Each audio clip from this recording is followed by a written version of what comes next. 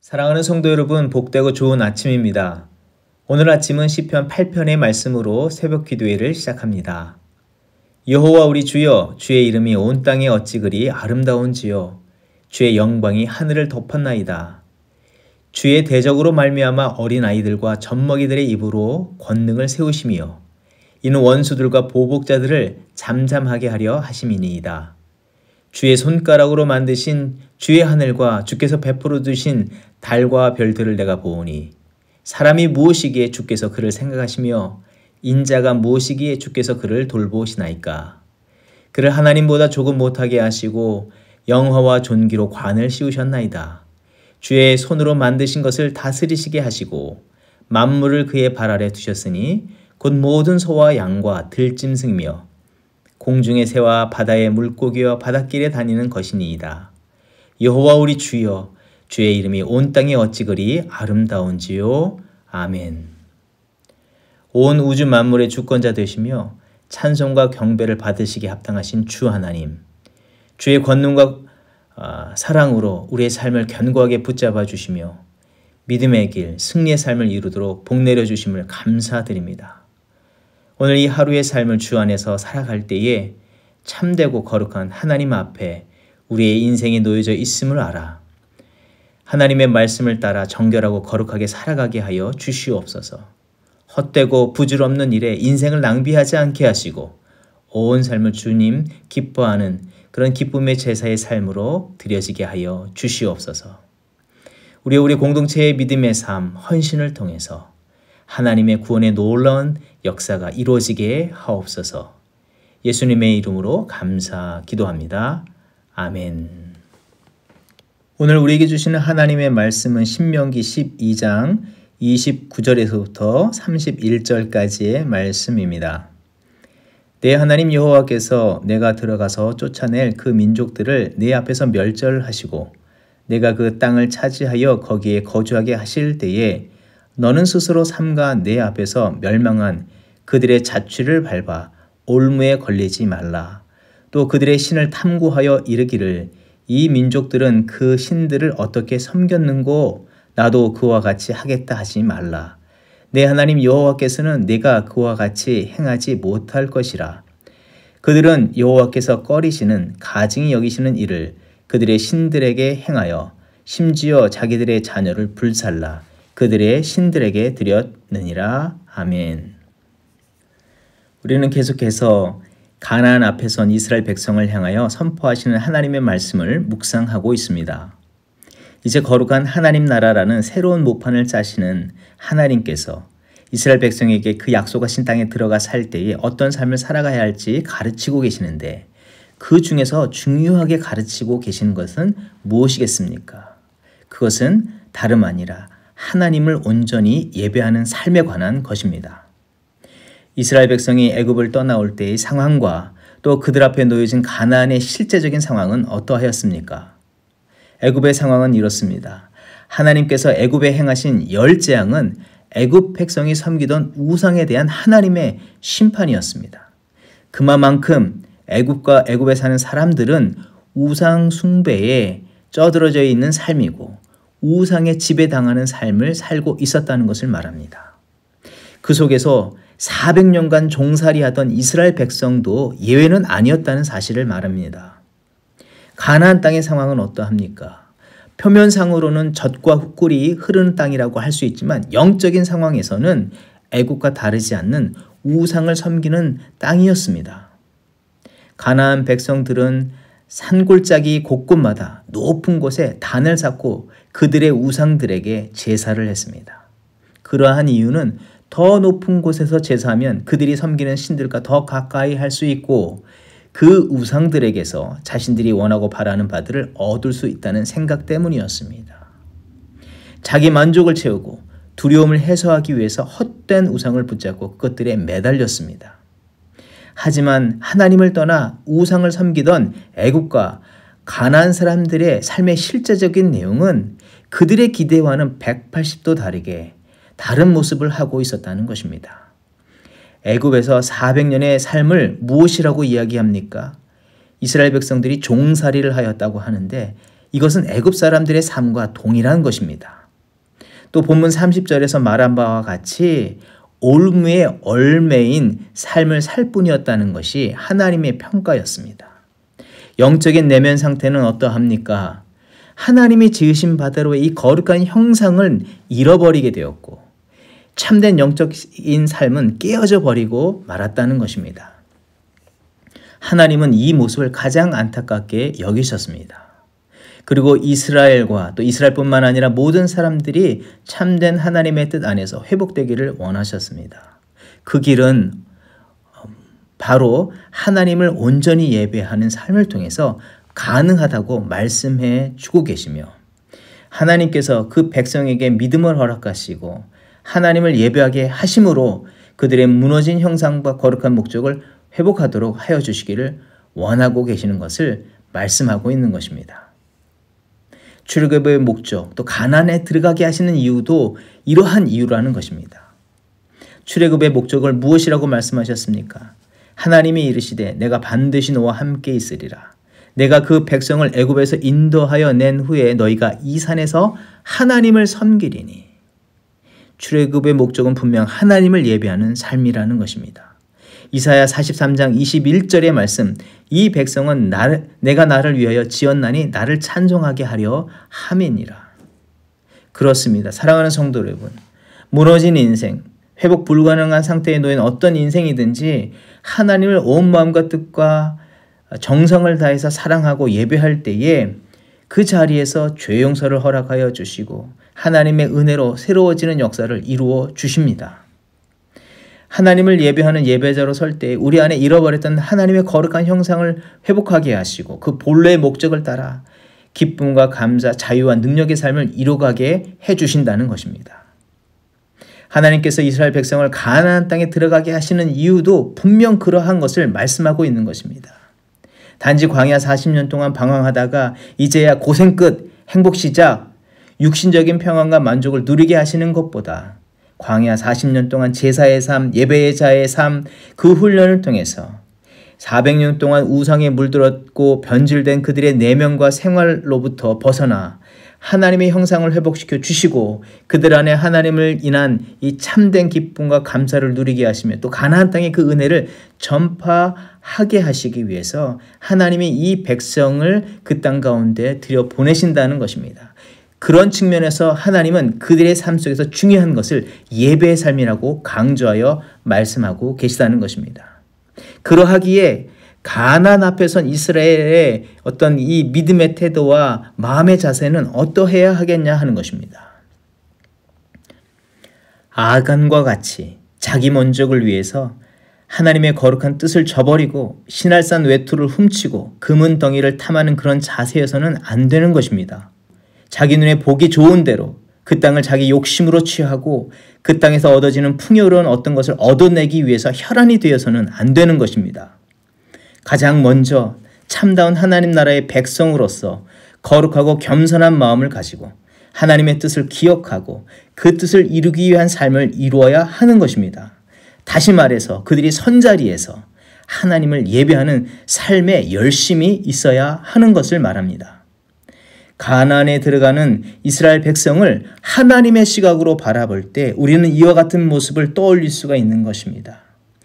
가나안의 초입인 요단강을 건너는 것은 제사장이 하나님을 예배하기 위해서 말씀을 따라서 물두멍에서 몸을 씻고 성소로 나아오는 모습과 같습니다. 그 땅에 발을 내딛는 것은 제사장이 지성소에 들어오는 것 같이 하나님 앞에 두렵고 떨림으로 그 중심으로부터 정결함과 거룩함으로 나아올 때와 같다고 볼 수가 있는 것입니다. 그리고 그 땅에서의 하루하루의 삶은 어떠해야 하겠습니까? 동일하게 매 순간 하나님 앞에 선자로서 하나님의 그 거룩함을 덧입고 이를 증거하는 제사장과 같은 모습으로 살아가야 하는 것입니다. 이 말씀에 비추어 오늘 우리의 삶을 돌아보기를 원합니다. 먼저 예수 그리스도의 구속의 은혜를 힘입어 새로운 삶, 복된 삶을 누리게 된 우리는 더 이상 애국과 가나안과 같은 세상적인 만족의 혈안이 되거나 우상 숭배와 같이 기복적인 신앙, 자기 중심에 변질된 이 믿음의 수렁에 빠져들어가서는 안 됩니다.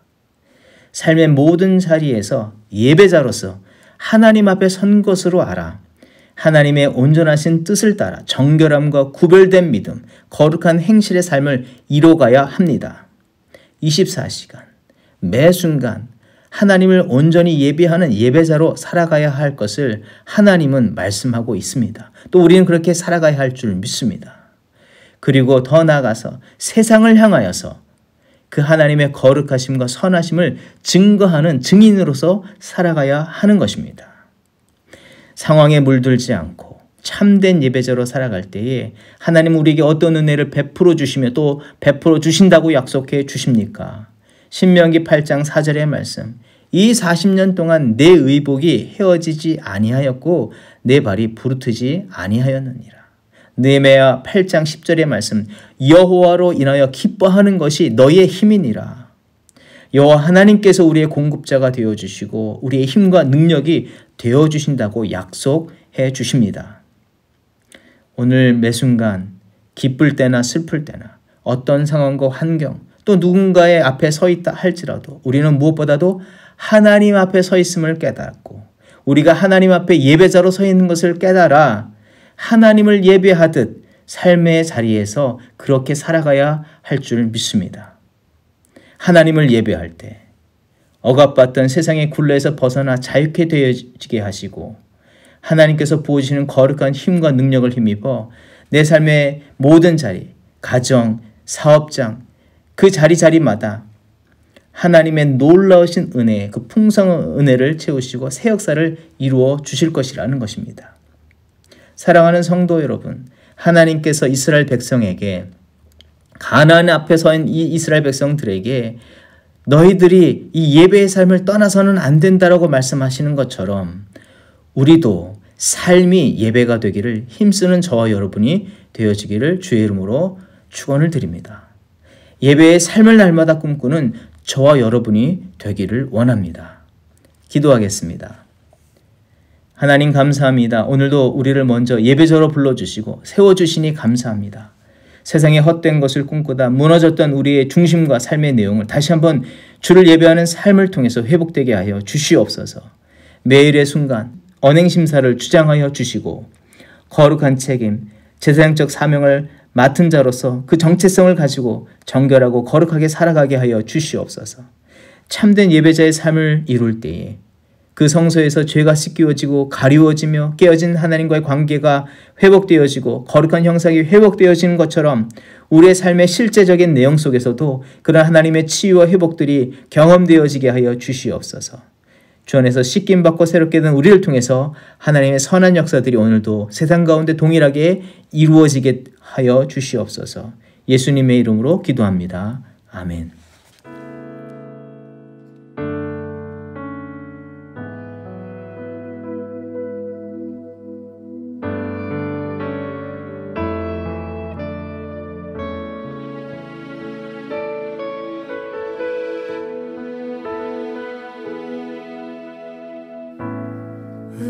의지했던 모든 것 변해가고 억울한 마음은 거져가네.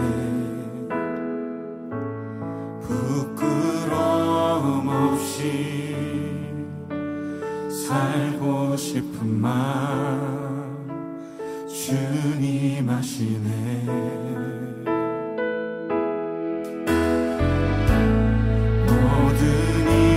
선으로 이겨내고 죄의 유혹을 따르지 않네. 나를 구원하신 영원한 그 사랑 그 신분이 날 붙드시네.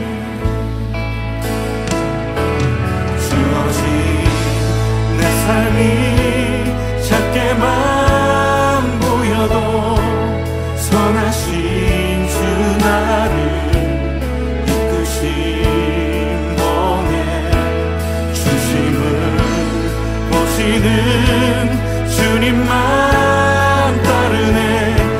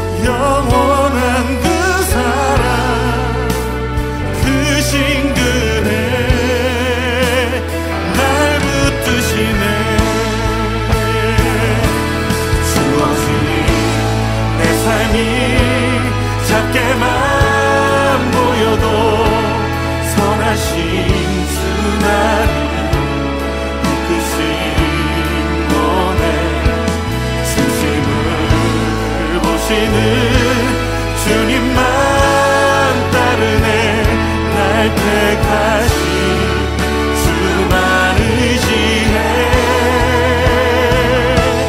보이는 상황에 무너질지라도 예수 능력이 나를 붙드네. 보이지 않아도 주님만 따르네. 내 평생 주님을 노래. 우리 다시 한번 고백합시다. 주어진 내 삶이 작게만 보여도 선하신 주 나를 이끄신 분의 중심을 보시는 주님만 따르네. 날 택하신 주만 의지해. 보이는 상황에 무너질지라도 예수 능력이 나를 붙드네. 보이지 않아도 주님만 따르네. 내 평생 주님을 이 시간 함께 기도하며 나아갑시다. 주님, 선하신 주님이 나를 이끄심을 믿습니다. 내 평생에 예수의 능력을 의지하며 예수의 이름을 높이고 날 택하신 예수의 소망으로 살고 예수 살아계심을 노래하는 자 되게 하여 주시옵소서. 우리 함께 기도하며 나아갑시다.